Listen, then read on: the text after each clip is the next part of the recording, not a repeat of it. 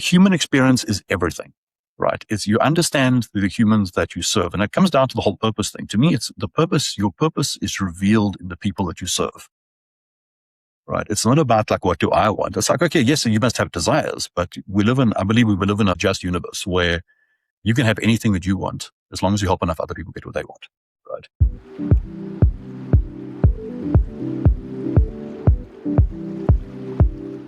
Hey, everybody. Welcome to my show. My name is Tiffany, and this is Unveiling Journeys. I'm so excited to have you. Of course, I have an amazing guest as always, but I can't wait to introduce you. But real quick, let me tell you just a smidge about me. I love hanging out with people, love getting to know new people, hearing their story, pulling it out of them, and then convincing them to be on my show because I want to tell the world about them, which is kind of why the podcast was born. But really, a few years ago, I found myself in networking rooms and they said, just show up and say like, hey, who are you? But by the way, who do you need to know? And I started exercising this ability in my brain that some people have a gift for and some people don't, to just say, can I introduce you to somebody? Right? Like, or can I tell the world about you? And I'm going to give you permission to say the same thing in reverse, to say like, hey, who do you know that I need to know? Because I mean, entrepreneurs, small business owners, it's the power of referral over and over again. And we should tap into our network of people that trust us and know us and more. So with that, I want you to get to know my guest that I have today, just as I did. And John, welcome. So excited to have you. We get to unveil your journeys today, but let's start with like, what are you up to right now? Cool. Right. So right now, my main focus is a company called Connected Impact. And what I'm essentially doing is applying lean startup to the coaching industry. I already, throughout my business career of like 25 plus years, the major turning points in my life, there have been coaches there, people that have been there to catch me, there to help me. So when COVID came around, that's when I decided, hey, these are the people I want to help. And I've been leading into that. So the last 5 years have been focused really intensely on people that are, have a mission, that have a purpose, that are trying to, run their business, but have a mission as well. And that's what I've been working. So connect to your purpose, connect to your people, connect through technology, impact the world. This is incredible. I feel like there are so many people that don't have like that defined purpose in their, I read books on like trying to find what I'm supposed to do.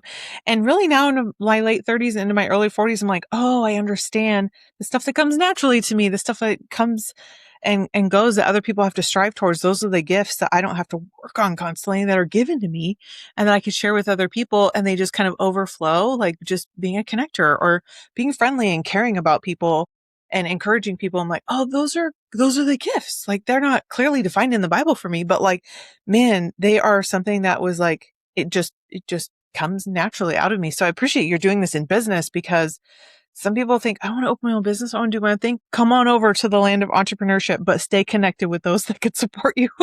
Yeah, like we're designed to do this together. Yeah, we're designed to do this together. Absolutely. Yeah. Like it takes a village, like just raising kids or being in the world of small business, medium business, and being able to create what you've created is incredible, because it just reminds us that we all need to like support each other. Right. And like do good and et cetera, et cetera.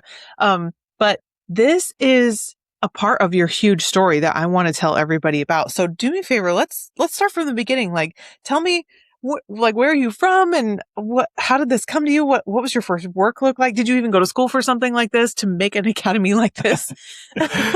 Oh man. I think, like, if I go back to like my earliest sort of vivid memory, I grew up with my mom. My dad left when I was quite young.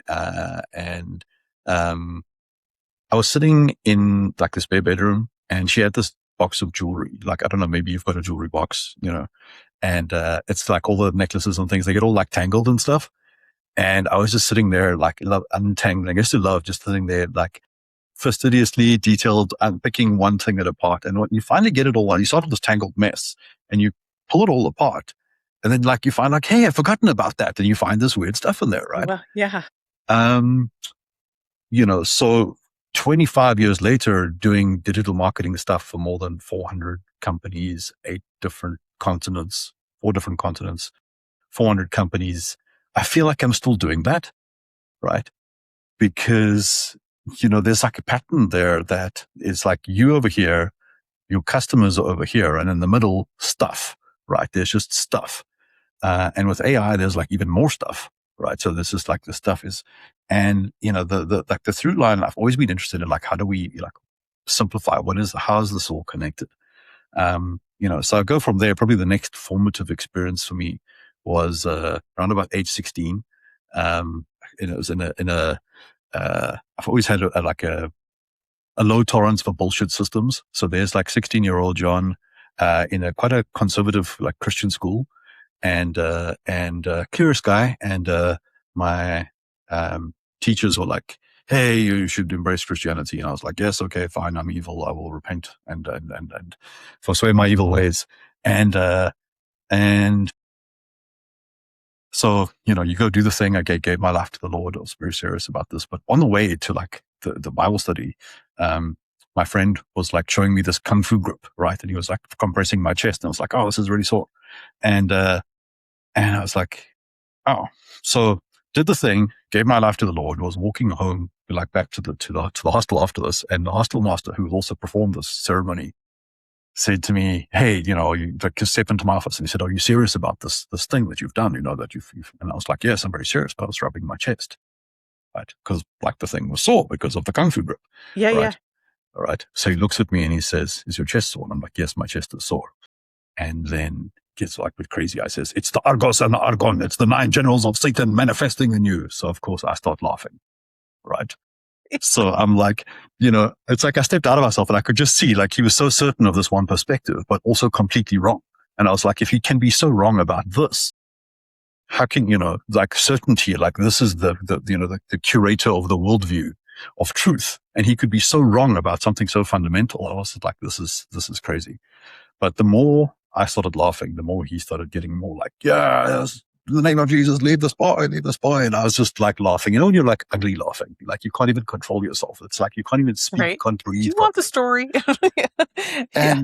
And yeah, so anyway, by the time I can then get myself under control, he's kind of convinced the demons are gone, and I'm like, well, there's something that's gone here. And I walked out of there, and I said, I looked up at the starry sky, and I said to, whatever God energy is out there, I said, from now on, you're going to talk direct.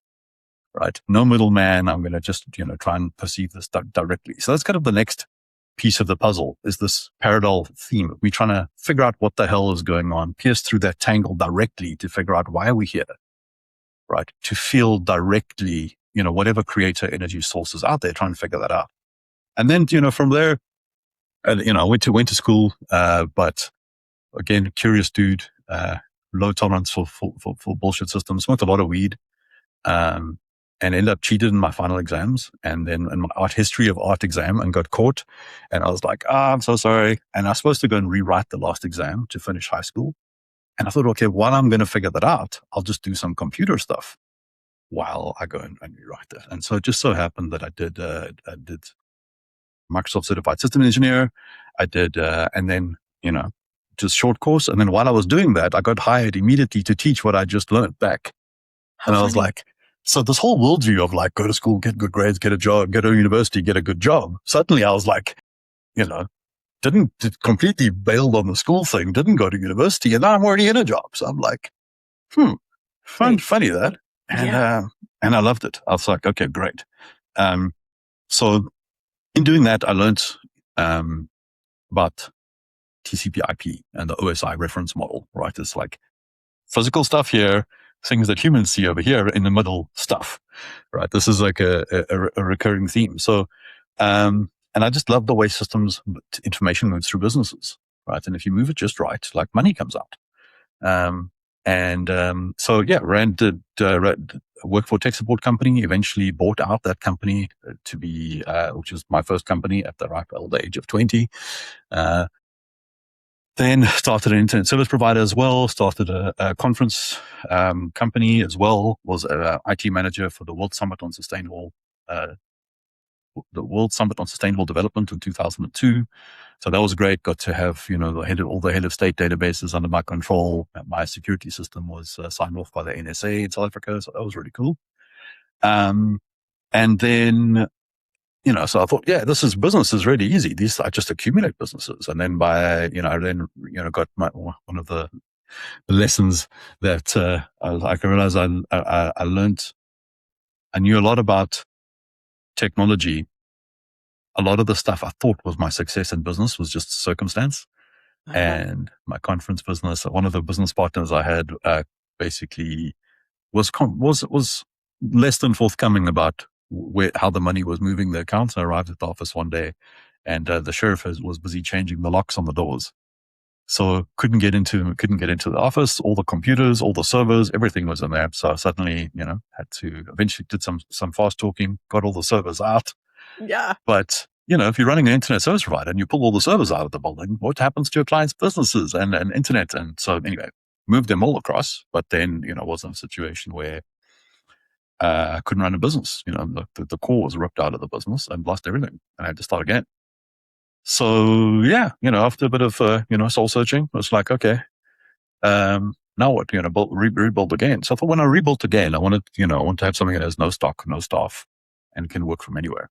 And so around about that time, I discovered digital marketing, and Google Ads was the first. Yeah, is it still in your 20s? Like you're doing all this so early? Wow. Yeah. So I got going early. So this is my 20s, and discovered Google Ads, and I thought this is like the closest thing to like playing computer games for money.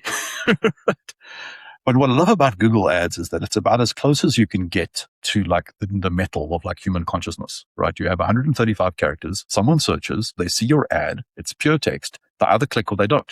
Like it's binary. Like you either create a resonance with the human or you don't.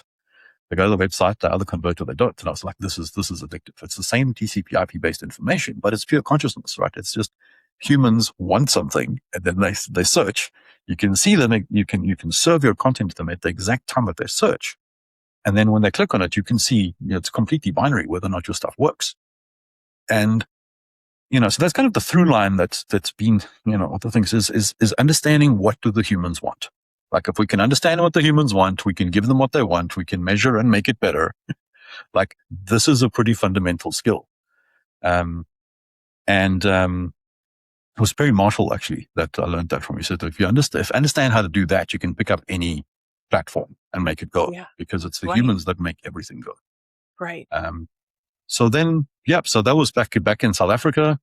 So here I am running Google Ads and met a girl, who's now my wife, and her family wanted to move to Scotland. And, packed up, moved across here and discovered the exciting world of startups. This is a completely new class of business I'd found. In South Africa, everyone is just like, you're just trying to hustle and get by.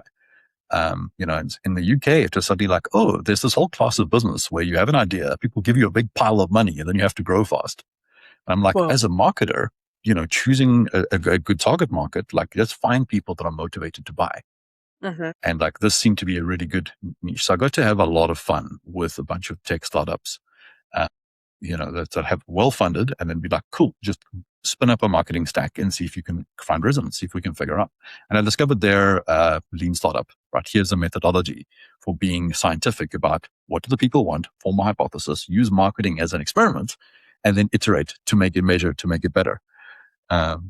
So that's, did that, created what I call the 90-day growth accelerator, which was I discovered within that there's a specific inflection point in businesses where the business hires their first marketing person. There's kind of two magic points. There's when the business hires their first marketing person and the business has 1,000 customer records, right? If those two things are in place, there's a sequence of steps you can put in place that will just pretty much double the business's client acquisition. Right? Because at 1,000 customers, that's the number of records that you needed at the time to do customer match in Facebook, Google, LinkedIn advertising.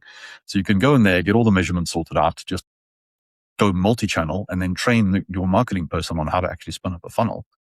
And so this was, ran there very successfully, created the business called the Lean Marketer around that, applying lean marketing to lean startup to marketing. And that ran really, really well until COVID happened. Oh, changed so many things. Wow. Man. So, so there I was sitting, went from going thriving business to suddenly no clients. It was a blessing because, it's a blessing now. At the time, I was very grumpy that all my clients, we're in the UK, so we got kind of paid to sit on our ass, and all the client businesses had to close. And all my clients were like, well, I can't open, so there's no point having marketing. So I was like, okay. So I was like, God damn it, I can't believe this is happening to me. Looked at myself in the mirror, saw what the problem was. And I was like, okay, John, you're either a marketer or you're not, right? This is happening to everybody. If you can't figure this out for yourself, you've got no business trying to figure this out for other people. Yeah. It's a So good point. I mean, that's like an extremely good point because every marketer I've ever met, they're always the best at everything that they've ever done. I'm like, why are you perfect? Every marketer I've met's perfect. Like you've got your own thing dialed in for your clients, but why do they always think they're right? Tell me why you think you're right. I don't know. Like, I just think I have a lot of questions, Oh, that's like good. that's the thing is like, because I'm a data guy, right? I'm just like, that's Google ads taught me a long time. It's like, you can see very clearly what works and what doesn't work. And what I learned pretty early doing that is that the ad, I think, was because you do split testing, right? You create a hypothesis, you test the thing, and it's like the craziest shit happens, man. Like I've had like legitimately uploaded ads that had spelling mistakes, right? That outperformed the controls, I like love that. legitimate. And it's like, Doesn't make sense. It's wild, right? okay. And this is what I realized. It's like a human experience is everything, right? It's you understand the humans that you serve. And it comes down to the whole purpose thing. To me, it's the purpose. Your purpose is revealed in the people that you serve. Right. It's not about like, what do I want? It's like, okay, yes, you must have desires, but I believe we live in a just universe where you can have anything that you want as long as you help enough other people get what they want. Yeah, I love that one. And you talk about, purpose and, it's revealed often in the words of the people that you help. They will reflect back to you the thing that you're good at. Cause as you said, like the things you're good at, you can't see. Yeah, yeah. They're just like I thought automatic. everybody defaulted to have those things. I was giving them the benefit of the doubt, right? Like, of course people are good at that. Like, no, you're extremely good at that. Like, people aren't good at that. I'm like, oh, thought it was common courtesy or common sense or everybody had the gift that I had, right? So to see a perspective that's also allowing grace and forgiveness for other people, like, oh, you don't think like I think, and you're not as generous as I am, or you're not as honest as I am, right? Like you've had to go through the woes to be like, okay, everybody has their journey and I'm just good at what I'm good at. Do my Yeah. best. Yeah. Yeah. And I think that's, there's a, and it's kind of quite freeing because like, I don't have to be right. I just have to be curious. Like your customers will tell us what is true.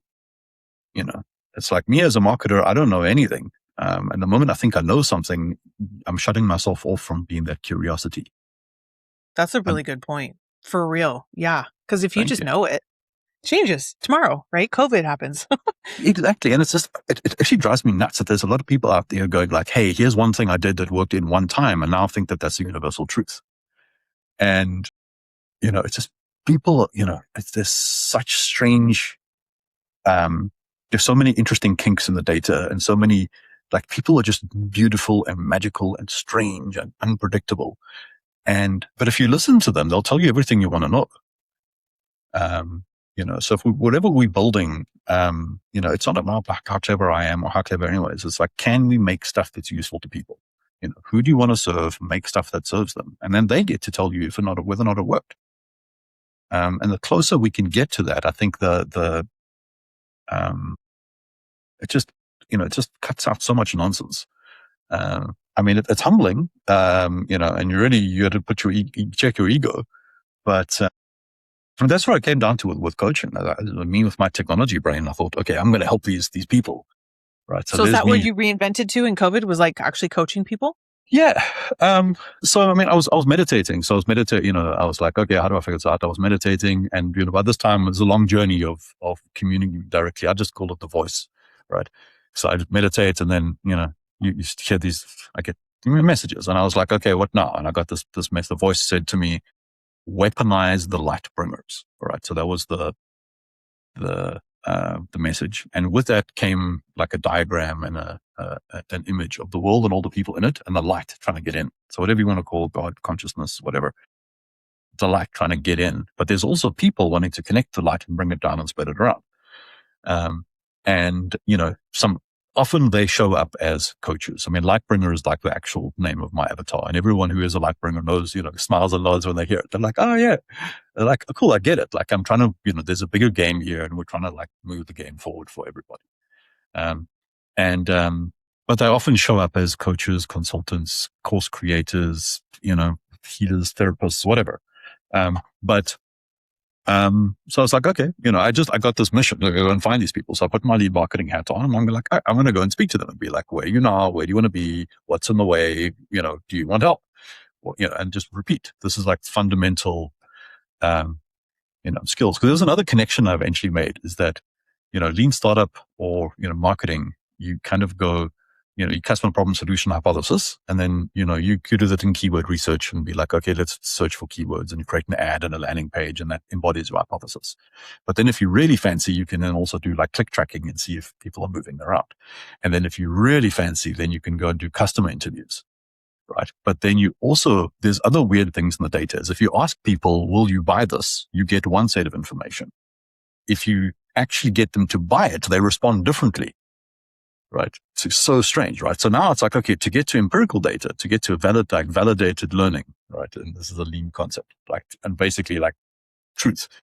Right. You need to get your customers to actually buy the thing that they said that they wanted. And then I was like, okay, that starts to look a lot like sales. Right. Where, okay.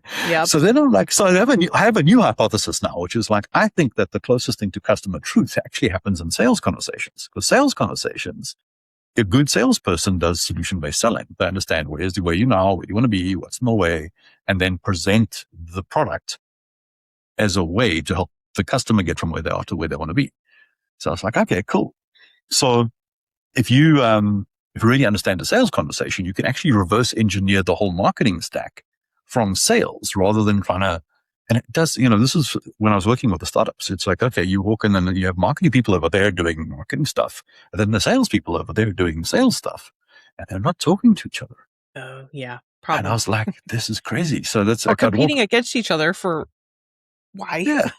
Yeah. So we needed to go in and go, okay, cool. Take the marketing people and make them sit in amongst the salespeople. Right. So, literally sitting next to them, listening on calls, and you have, someone going, hey, I'm going to try and do some research for a blog article. And right next to here, there's actually a call where a customer is going, yeah, but can I have it in green? And will it work with this software? And will the thing? And it's like, just answer the questions that the customers are actually asking you, right? Take that stuff, answer the question, and then put that on the front of the marketing funnel. And then you hit this feedback loop where it's like, where do keywords come from? Customers that are asking you stuff. Where does good content ideas come from? Customers that are asking you stuff, So yeah, it just compresses that whole marketing cycle where if you really understand the customer, their language, because even the way that they describe things, I mean, like I was working with a roofing company doing their Google ads, right? And I was like, cool. I'm so fancy that roof repair is like a high volume keyword. And we're going to do, this whole thing about roof repair. And we, but because I'm a data guy, we ran the analytics to say from keyword all the way down to closed sale. Yeah. And then when we reran it backwards to say what keyword combination actually produced sales, it was, probably not what they thought of. Yeah. Yeah. It's leaking roof. Versus roof repair. Yeah. That makes sense. Because roof repair is the mechanism, but a customer who is sitting, on the phone going, holy crap. What they're staring at is the actual leaking roof. It's like a problem. And it's always stuck with me. It's like, it's not what you do, it's what the customer wants. And those subtle distinctions in terms of what they buy. So it was quite interesting when I started working with coaches. I thought this was going to be super easy, right? I'm a technology guy. I'm like, of course, they need a website and they need this and they need that. I'm going to technology the hell out of this. Turns out that when I started looking at of each, because you start looking at the coaching industry and it's like, oh, you need a funnel and a this and a community and a that and a this and all the things. And it's like bit by bit, I first started off going, I'm going to recreate all. But bit by bit, it's like, when do you use it? When do you use a community? It's like, you don't start there. Those are the most visible people. But that I thought webinars was actually the first thing I started with, because I thought customer problem solution, all things being equal, if you put a coach in a room full of people, like coach is going to coach, right? it removes them, all the variables. It just be like, put them in front of the actual people and then, good stuff should happen. And it turns out that, there's actually quite an art to productizing a coaching transformation that, because most, coaches and coaches, consultants or whatever have a hard time explaining what they do. Yeah, I noticed that. Yeah. So if you're going to do any kind of marketing stuff, you need to be able to explain that, because all marketing is sales, except it's with words and pictures on screens, right? So Yeah. you kind of need to hone the craft speaking one to one. So yeah, so kind of over time, I've had to unlearn a lot of the kind of marketing shiny object obsession have a lot the lot of marketing industry have about adding Mm, more stuff, yeah. and kind of reverse engineered it. So what I have my own model, which I call the 3 summits of Impact Mountain. Um, so level 1 is make some damn money. And for that, you actually don't need any technology.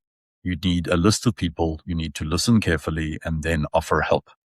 Uh-huh, uh-huh. So people talk a lot about the offer, and there's XYZ $100 million offer and all of these things. But I think if you peel back all of that stuff at its the fundamental level, it is an offer of help.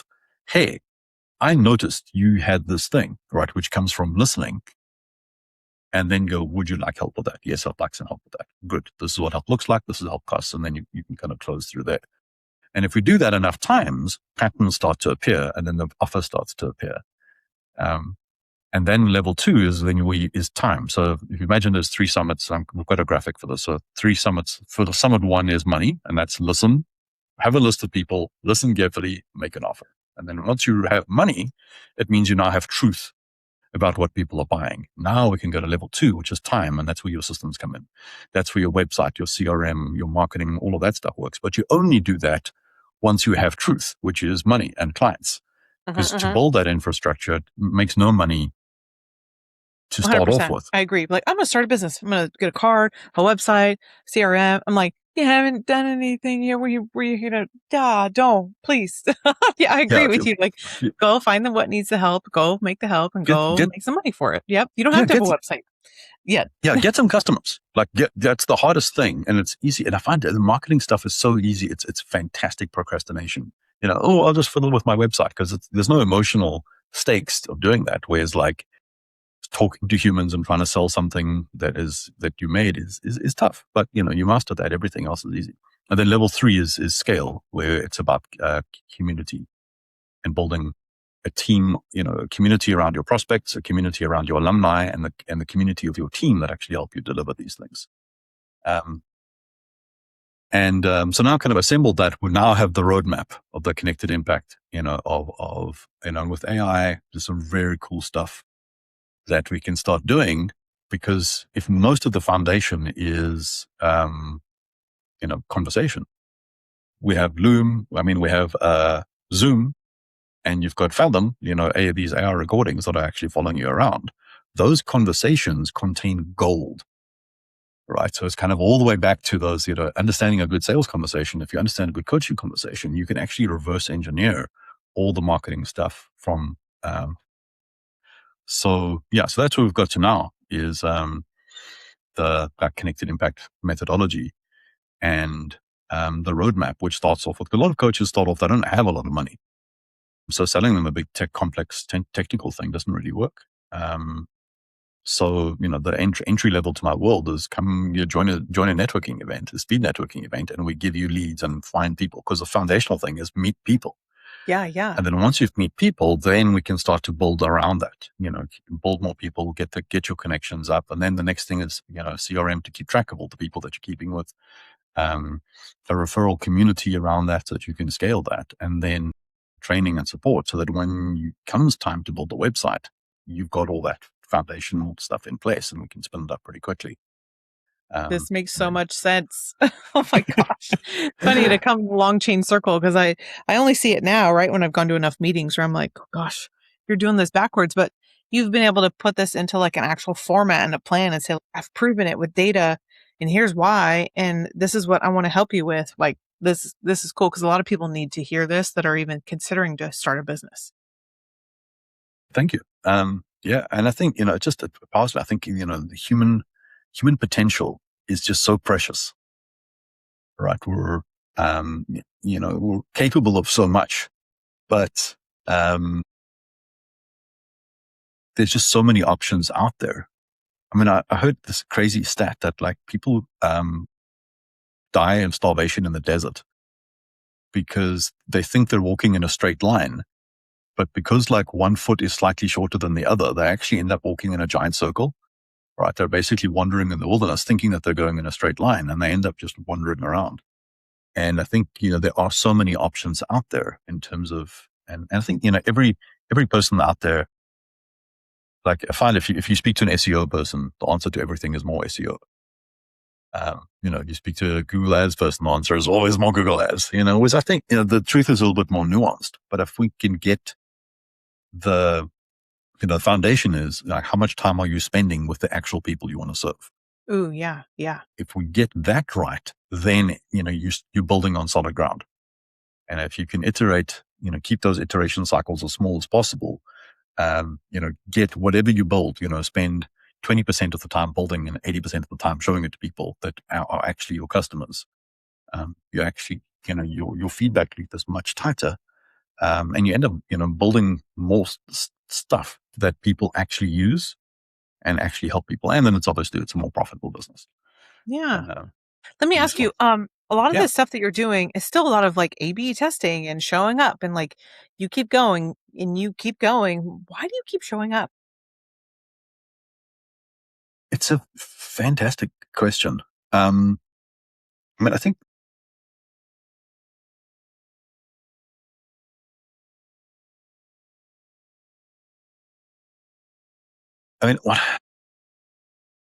if you're an entrepreneur, there's just something that drives you. Now, but for me, I mentioned my dad left when I was quite young, but he was still around, and he was interesting. I mean, he kind of came in and out of my life, like at these sporadic intervals. But he's incredibly smart. He's incredibly, I mean, he could write, he could paint, he could do all the stuff, but he was never financially successful, and it irked me that he's like, he didn't really contribute financially to my upbringing. But in the kind of the closing chapters of his life, he was diagnosed with Parkinson's, with Lewy body dementia. And when I went over for his funeral, kind of going through his stuff, and kind of could see that of the documents and things, the timeline working backwards, that he finally finished 2 albums of music, the most beautiful music.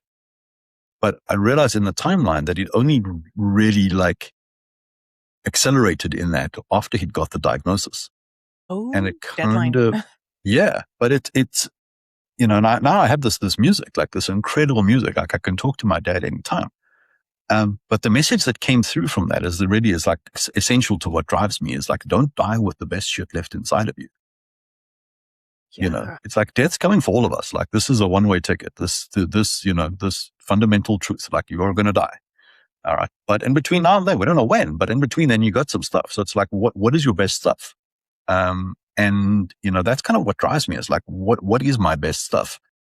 But I think the best way for me to find out my best stuff is to help other people get their best stuff out there. Who are we when we're at our best? And if we can enable that, we're just, this time that we're alive in right now, like is unique in all creation. Like, if you're ever going to do something, if you're ever going to take your shot, create your thing, start your business, do something like that thing you were going to do, like now is your time. Like Yeah. it's never been easier to do this.